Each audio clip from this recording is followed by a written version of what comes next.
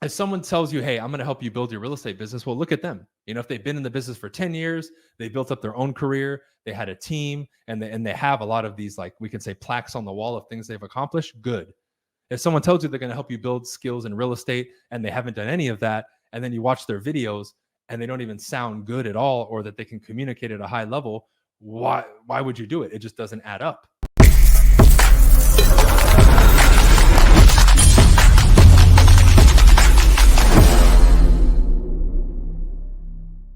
So let's talk about your development a little bit. So you're in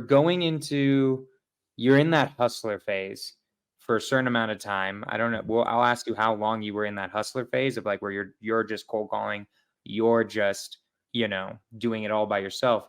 When do you start developing a team, and why did you decide to start evolving and stop being just the solopreneur? Yeah. So at about 3 years is when the perspective shifted and I started to do different things. Now I'm being asked to speak. At that time, I brought my girlfriend on to work with me. I started training her as like a buyer's agent. I brought on a part-time assistant because I needed it, and I was doing a lot of deals. And I hit a point shortly after that where I took a step back and said, okay, let me look at the trajectory of the future. I'm doing social media now as well, right? My channel's growing. I think at the time I'd probably in 3 years first 2 years, I got 1,000 subscribers on YouTube. After that, it exploded, right? After the second year, I start collabing, certain videos just start getting views, and it just exploded after that. So I think I went from like 1 to 30 or 40,000 that third year or fourth year. I can't remember. I need to look back. I just finished my second year, so I hope I'm like you. I'm just going to throw that out there. Yeah. And that was my original channel, right? Which I don't even post on anymore. But that blows up. I'm traveling and speaking. I'm being invited to do stuff. My social media is growing. I'm kind of creating courses now, almost because people were like twisting my arm. Hey, make like a product on cold calling or door knocking. We need help. And in my mind, I'm like, dude, I already made videos about it. Leave me alone. But they kept asking, so I made it. So I'm doing that. And I'm like, okay, when I look at the future, what do I really enjoy more? Do I just want to be this one-man show with like a small team selling a ton of real estate, or do I want to speak and help people and all this stuff? And I sat on that for like a month, and then I realized, you know what? I'm actually enjoying this side of it. So why don't I build a team to get some time back and start putting some more time into these other things? And really, it just came from a fulfillment standpoint. I said, you know what? I'm gonna choose this route. And I started doing the courses, opened up a coaching program after that, which skyrocketed right away. And from there, I kept building the team, getting my time back, traveling and speaking. And, it just slowly started growing into this monster where I started making more money off YouTube, more money off the courses, more money off the coaching. And I was still making a ton of money in real estate. And that was always one of my top incomes. But now it just didn't require me to be in the business 24/7. It was only a couple hours a day. And I started recruiting more people and building my team, bringing on buyer's agents. I trained my girlfriend to be a listing agent, and then she started going out and getting listings. And it just really exploded after that. But I hit that fork in the road. What do I want to do for my fulfillment? This way or this way? And I chose this way. Gotcha. And then what does it take to make it where you're not in your business at all? Or I guess for only a couple of hours, like what has to change in your business, right? Like what changes? Obviously people sort of know that it's like hiring people, and it's like, and then how I feel like how people think about business a lot of times is like, yeah, you just hire everyone to do everything, and then it just magically starts working, right? Yeah. But like, I just want you to talk real quick about like, what does it take to make it where like you're barely in your business, or you're not in your business nearly as much? Yeah. Well, you need to hire A-class talent, that's for sure, and be willing to pay them. Because the moment you start hiring people, your profitability starts going down drastically. So where I was hardly spending any money and making hundreds of thousands in the beginning, well, once you start hiring people, especially agents, and you're cutting deals and you're paying commissions, well, now your profitability, you're gonna have to sell 2, 3, 4 times as much just to make the same money you were making before. And a lot of people don't realize that. So you have two trade-offs there. You can build it to where you keep making more money, or you could build it out, lower your profitability to an amount that you're happy with, and live with that, right? That's a choice you can make. So if you take a $500,000 business and build a team, and now they run it, but you're only making 200 or 150 and you're okay with that, that's fine. I wasn't. So when you build it, A-class talent. Number two, you need systems and a workflow process that's built out. As an example, when somebody comes in, I need to have my job description ready. I need to know exactly what they're supposed to do throughout the scope of the day and the week and the month. I need to train them on that, make sure that they do it, and then step away and trust them 100% to do it. And I need to rinse and repeat that for every spot in my business, right? You start with a part-time admin, then you get a full-time admin, then you bring a buyer's agent, another buyer's agent, a full-time listing agent. You need a marketing coordinator, right? You need all these things to build up your business. Then eventually you need a manager for all of that, right? To kind of oversee the office when you step out. So all that has to be built out. And I always tell agents, especially if they're listening, the book by Gary Keller, The Millionaire Real Estate Agent, gives you a pretty good blueprint on how to build a team and exit out 7th level of your business. Now, I don't follow that model 100%, but that model is a great model to look at and say, okay, this is what it actually looks like on paper. And it's simple, but building out the systems and making sure they're in place, creating the workflow, and then having A-class talent, all of that requires time and trial and error. Because as you hire people, you're going to let some people go, right? And you need to create a whole hiring process too. I mean, it's a lot. Once you get it dialed in, for sure, it's great, but it's a process. And the best thing that I did, whether it was day one in real estate or building my team, is I always got a coach and I got people to help me. And that's where I find a lot of people hit the wall. They don't want to pay for it. They don't want to invest in it. And then they have all these troubles. I never had that issue. Maybe it's because I came from athletics and I always had a coach. I never had any problem paying somebody $1,000, $5,000, $10,000, $20,000, whatever it is, to help me, because I knew this is what I need. They've already done it. Why would I try to figure it out myself? That's stupid. I love that. Like, talk about that for a second, the importance of having a coach. I was also the same. I got mentors basically immediately in real estate, and then I joined mentorships, and then now I have a business coach. But talk about how coaching has changed your trajectory, and like who should use a coach, and like how do you vet a coach? Because I think that's really important. I think people, like we were talking about this earlier in the podcast, there are a lot of charlatans out there who are like trying to just sell things that actually aren't going to help people. So like how do you, when should you get a coach, and how do you choose the right one? I'm going to give you those two. Well, I guess it depends on the person, right? If you are like me and you got in and you're like, I want to be top dog, I want to be number one. Like, as an example, if you make 6 figures in real estate, like over 6 figures, you're in the top 10%. If you want to be in the top 10%, get a coach, right? If you're coming in, oh, this is part-time, I'm just going to try it out, I'm not sure, I'm testing the waters to see if real estate's for me, maybe that person don't get a coach, because you're not in it, you're not sure. Again, you're just kind of 1 foot in, 1 foot out. But if you're already in and you're committed, even if you're brand new, get a coach, like 100%, right? The second piece that you asked about vetting them, right? A couple things. If you listen to something and it sounds too good to be true, it probably is, right? Yeah. This is why when I look at my messaging, I've always said, dude, my coaching isn't easy. You're going to have to work your ass off. Like, it's not going to be easy. The reward will be fruitful, but there's no fluff here. You know, whether it's building your social media, your traditional real estate business, like, it's going to take a lot of work and commitment. This is another reason you need the coaches. This is a process, right? This isn't going to happen overnight. And this is going to be an ongoing process that needs ongoing support, right? You need to take a step back frequently and analyze it.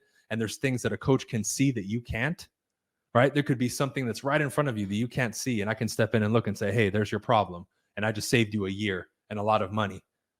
But you can't see it because you're stuck in it and you're blinded by yourself and your own business, right? Same thing with the support. Sometimes you need a shoulder to cry on, right? Sometimes you need the support of the group, because my community is huge and very supportive. Well, if you came like me, where everyone around you is against you, where are you going to find that support, especially when you need it?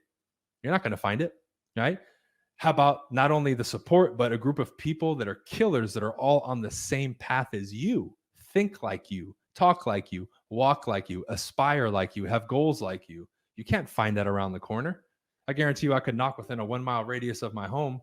No one's going to be thinking like me, but I've had to find or create the communities for those people to come to me. And it's important. So when it comes to vetting, right, you want to look at time in that craft, right? If that person's been doing real estate for 6 months or a year, really, maybe they just got lucky. You don't know. Right. Number 2 is anybody who sways too far from and shuns traditional stuff in real estate, run away from them. I see that all the time.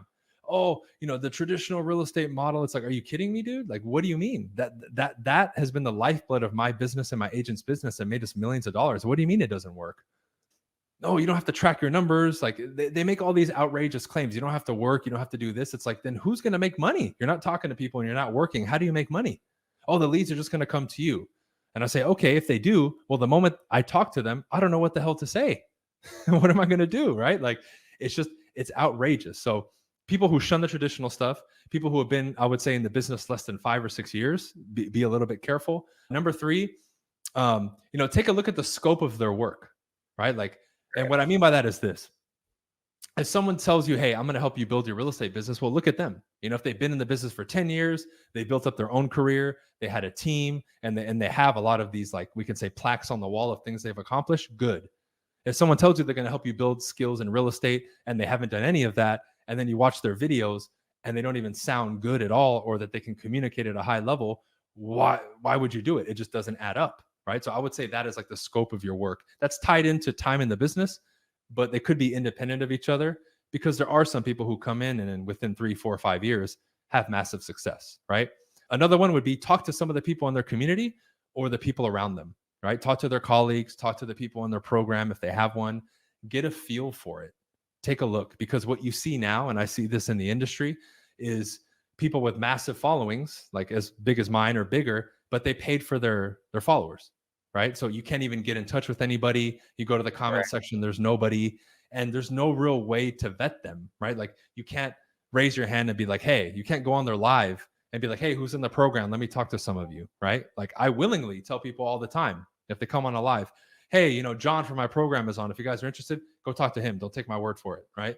And he's on there. So, and if you talk to 5, 10, 15, 20, 50, 100 people from his crew, and they all have a similar message, okay, we're getting somewhere now, right? Because I even tell people, if there's something you don't like, tell them, right? So I'm sure they're being honest with people. I love this about it. Maybe this could be better, but I'm allowing them to talk to so many people. Well, eventually, after 100 people have told you it's good and they're real people, okay, maybe it's a little bit more plausible now. You know what I mean?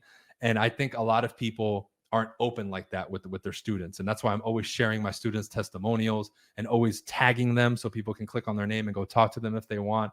I want to make sure that, these are real individuals, Other than that, I would say, and this is a big one, whether other people like them or not, like the other pillars in the industry, like let's say the real estate industry, let's say there's 5 or 6 top dogs. What do they think about that person? Right? Because I've been around a lot of people who don't like my style, but they will admit that I'm very good at what I do and I'm a good coach and all that stuff and a great agent. Even though they wouldn't have a beer with me or we wouldn't be friends, they can acknowledge the skill and what I'm doing, and vice versa. You know what I mean? And that's a big one. That's probably one of the most important ones. What are the other titans or top dogs in the industry that person is in think or say about that person? Because when it comes to the top dogs, they'll give you the stamp of approval. It's all the bottom feeders that hate on me. It's all the insignificant people, the people who live in their mom's basement. They're the ones that hate on me. All the top dogs are like, BC's good. So I always tell people, ask my competitors what they think about me. And even they'll say good things about me, right? So those are a couple ways. Can you do it 100%? Probably not. But those are some that come to my mind that I think will assist somebody. Because again, if you want to be well above average, if you want to live a good life, if you want to be great at real estate or whatever, you need a coach, man. And it still blows my mind that people want to get around this, because I mean, look at martial arts. You had your sensei for your whole life. He was your teacher. He was your coach. I don't know why people get into real estate. This seems to be the toughest nut to crack. Realtors are so stubborn and delusional. It seems like they claim they can figure it out themselves. Oh, all the information is out there. Well, it's not the information, dude. If it was just the information, then how come the failure rate in our industry has gone up since the age of information? It's backwards. It doesn't make any sense. No, what you're saying totally makes sense to me, to be honest, like everything that you've said so far. My next question for you, because this is like, I'm starting to do this, and this is going to be more of just like my selfish social media question, is like, how do you start creating a community? Like, how do you, like, it is cool to create a following. It's a whole nother thing to create a community. I feel like those are two very different things. And I've been thinking more about like, how do I make this more less of a following and more of a community type of thing? So how do you feel like you create that difference? Is it just the way you act? How do you do that? Yeah, that's, I would say that's probably been the thing I can hang my hat on the most, is when I have members join my stuff, they immediately say the community is unique. So man, there's so much. Number one is this: when you want to run a community, you need to be a bona fide leader. Like, you have to understand that you're going to be the tip of the spear. You're going to be the face of the brand. You're going to be the leader of said community. And you have to kind of embrace that, which means you direct what the community's thinking about, what they're going to do, participation in events if you're going to do it, like putting a group together, what you're going to do, what the scope of the group is going to be. Do you have a mission statement, right? That's part of it, right? You need to lead and have a vision for that community, how it's going to start and where it's going to go. Okay. Number two is, and this is something that I think has allowed this to organically grow, is the world knows a lot about me. And I think most people who become personalities online, they tend to hide a lot of things about them. When I've almost like put my heart on my sleeve, and a lot of people know the good stuff about me, the bad stuff about me, and everything in between. I've said controversial stuff that some people don't like, other people love, but you know who I am and what I'm about. And I think at the core, that's what allows the right people to tune into my community and align themselves. Because when they join, they're like, okay, from top to bottom, this is my crew. This is my group because we align on X, Y, Z, A, B, C, D, E, F, G. And they feel like, okay, I belong to this group and I identify with it, right? The third one is there has to be that thing about you, right? Like for me, I've always been somebody, and I have many of these qualities, but one of them for sure is I've been a student and advocate and just obsessed about communication and talking about it all the time and telling people how it's revolutionized my life, why you should work on it as a skill, why it's so magnificent and pretty, and why it can make your toes tingle and your heart flutter and all these things. And the people who are fascinated by speech or who want to speak like me or become a speaker themselves latch onto that and want to be a part of it, right?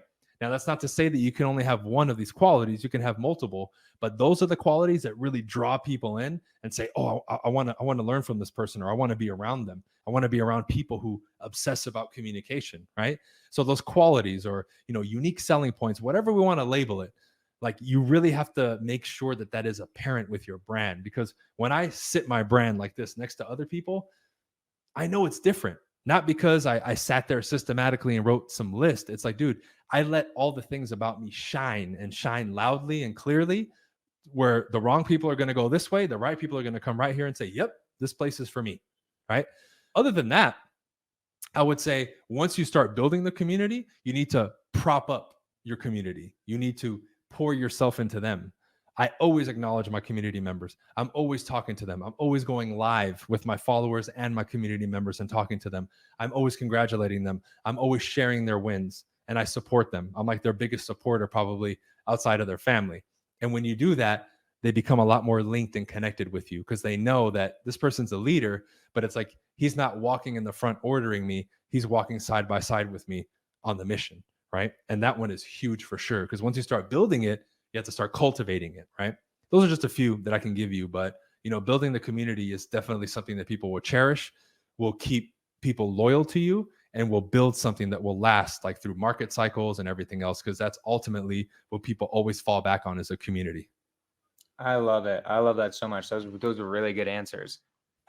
So then real quick, as we're like getting to the end of this, talk to me about like what has been your greatest challenges as a coach, right? Like what have been the things, I'm going to just start there. Like what have you been your greatest challenges and how have you overcome them? And especially if there's anything with fears that you had when teaching other people. Because for instance, one of mine was initially was, who am I to teach other people? Right. I feel like that's a really common one, right? Yeah. Even if I had done hundreds of thousands of dollars in deals, like you still get that feeling. So what were the challenges you dealt with coaching, and what were some of the fears you were dealing when you were just starting that journey out? Yeah. One of them for sure is, and I've developed this over years, is just being more patient with people. I used to be very short tempered and be very, very impatient. And sometimes it would get the best of me. I'm like, man, how does this person still not get this? I've fucking explained it like 20 times, bro. Like, wake up. But again, I've learned to be a lot more compassionate, empathetic with people. So that for sure was a huge challenge, especially when you teach, because everyone's going to absorb the information at a different rate. Everyone's going to learn things at a different speed. And again, we're all different to a degree. I can't expect everybody to hit it as hard as me and learn it as fast as me. I need to adjust to the person that I'm helping for their benefit, because it's not about me. So that was a big challenge for me. Maybe not so much fear, but challenge. The second one, and this would be probably the biggest challenge is, man, how can I get as many people as possible to fully tune in and commit themselves and get to the promised land of, making six figures or whatever their goal is, right? And to this day, that's the biggest challenge. I just, in my heart of hearts, I want to get every person to tune in, follow the steps, and be successful. And some do, like you said, and this is just the nature of it, and some don't. But the ones that don't, I'm sitting there like, man, what could I have done to get that person to actually participate and do it? And sometimes it almost drives me crazy because I want to help them, but it seems like they don't want to help themselves. So that's more of a me thing, like getting over it and understanding that, hey, if I'm putting my best foot forward, it is what it is. Some people are going to tune in and some people aren't.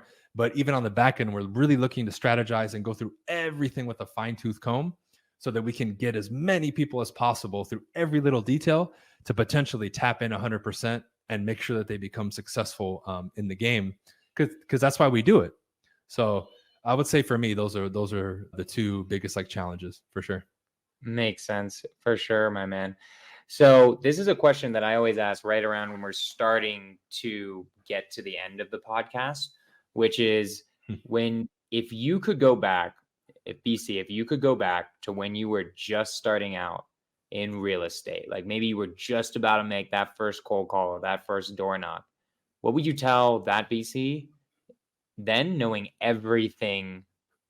Great question, man. I got one of my cats meowing behind the closed door. It's cracking me up. Man, I get this question a lot. I get it a lot, even when I'm on a live. And when I look back, there isn't too much that I would change because I did so much right. There would be a few tweaks that I would make, right? Number one was I kind of ditched the whole idea in the beginning that you needed to work on yourself. I just said, I'm going to workhorse, I'm going to work hard, figure it out. And I kind of denied studying communication and all that stuff, because in the beginning it was just work, I'll figure it out. That is an adjustment I would have made. I would have been more studious from day one instead of starting to do it later, which I didn't take too long, but that definitely would have helped, especially between the ears for sure. Number two is I would have shifted my mindset from I need to just find the next person who's going to transact, like almost in a predatory sense, to thinking more long term. Because right then in the beginning, the pressure's on. You need money. And that causes you to kind of flaw your thinking a little bit. So sometimes I'd find people who were interested, but not today or this week. And they would offer to give me their number. And I'm like, forget it, dude. Like, you're not going to do anything now. I'm on to the next. I should have gotten their number, stayed in touch, built out my system from the beginning. And then maybe 2 or 3 months later, I could have sold them something, right? So being a little bit too rushed and impatient and making sure that I have a long-term vision and process from day one, I definitely would have changed that for sure. And the third one is I would have, and this is a little bit more harsh, anybody who opposed what I wanted and who I wanted to be in my career, I would have cut them off immediately. I should have done that because I didn't. Because, oh, so-and-so is a friend. So-and-so, I've known them for 10 years, but a lot of them would go out of their way to try to talk me out of going into real estate. What I should have done is just cut them off until a later time, or just cut them off completely so I wouldn't have to deal with that. But because of our relationship, friendship, whatever, I allow that to happen. And no human being should allow that. You should never allow people to talk to you like that over and over and over and talk you out of something that you really want to do, especially if you're not hurting anybody and it's just your dreams. Who are they to do that? But we have nobody to blame but ourselves because we allow it to happen. You can get up out of the room. You can tell them to be quiet, right? And you can just stop associating with them. That third one is one that I would have and should have done back then for sure. Just cut certain people off. Oh, you don't support me? Goodbye. I love it. I love it so much. My man, you've done an amazing job at the podcast. I've had a lot of people on here and you are definitely top 10, I think. Like, you absolutely crushed it. So thank you so much for coming on, my man. I really had a good time. What can my community do for you? What can all the people watching the podcast, all the people that eventually will watch the podcast once it's edited, what can they do for you? Is there any way to get in contact for your coaching program or maybe doing deals with you, or what stuff do you got? Yeah, just like you see on my handle here, my name, at Bryan Casella, is my Instagram. You can hit me up there. I'm always doing webinars and fun stuff. I'm even rolling out with the whole Spartan theme. I'm rolling out what I call the real estate agagi, right? I'm putting a teaser video right after we finish this. I'm rolling it out next week and we're doing a webinar, and it's really just helping people get built from the ground up, low barrier to entry, super simple. I'm kind of relaunching something new with that, and it has like a funny theme to it with some of the videos that I'm going to post. So if they're interested in real estate, I would definitely tell them to check out that, because they're going to laugh, at least, for sure. So just follow you on Instagram and just see the stuff that you're doing, basically? Yeah, because I got YouTube and all that too. But if you put in my name anywhere, you'll find it. But Instagram, I would say, is where I'm probably the most active if they want to reach out to me, because then I'll probably see the message and message them back. I love it, my man. Well, again, thank you so much for coming on. Do you have any last words you want to leave people with before I wrap this up? I mean, there's a lot of doom and gloom out there. I would just say, if you stick to the basics now and you really put your head down and do the things that are simple that you can do every single day, you'll be fine. You'll be more than fine. I just think people are so frantic right now that they're kicking and screaming instead of just doing what they need to do to move their business forward and just really thrive as a real estate agent. Because coming into the business 10 years ago, it wasn't good for me either. The market had just come out of the biggest crash. Consumer confidence was down, and I was still able to build my business. And in spite of everyone else in my office complaining and other people saying it wasn't going to happen. So I think we're kind of coming into the same time now, maybe not coming off of a big crash like that, but similar kind of mindset out there. Scarcity, people are scared. People don't know what's going on. Consumer confidence is low. But again, if you just take action and you do the simple stuff, you'll be more than fine, for sure. I love it. Thank you so much, my man. That's episode 97 of Scorch the Fears. I will see y'all next week, Thursday. I think we're going to be back at the normal time, 5 p.m. PST. Either way, thank you again so much, Bryan. Thank you all for watching, and let's freaking go.